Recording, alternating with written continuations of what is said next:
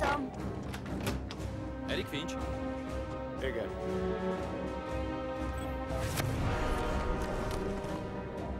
Szent Isten.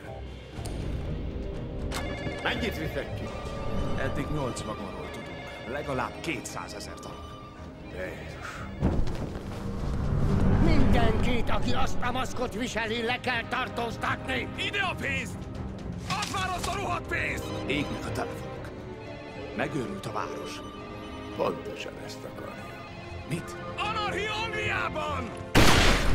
Káoszt. Mr. Creedy, személyesen magát tartom felelősnek a kialakult helyzetért.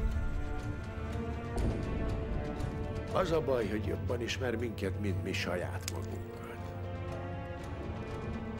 Ezért mentem el az éjjel Lark Hillbe.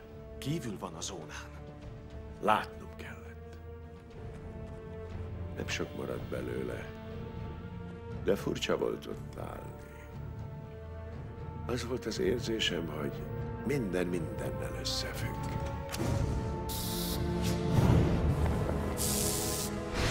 Láttam egyben az egészet, az események hosszú láncolatát, amely visszavezetett Lark Hillbe.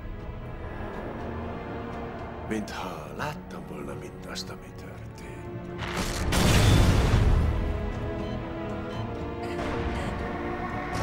És mindazt, ami történni fog. Kirajzolódott előttem egy tökéletes mintázat. Megértettem, hogy mind a részei vagyunk. És mind a rabjai.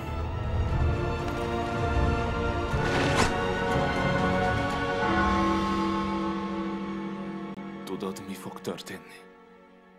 Nem. Csak megérzés. De van tippem. A káoszban valaki majd ostobaságot csinál. Ha megtörténik, eldurvul a helyzet.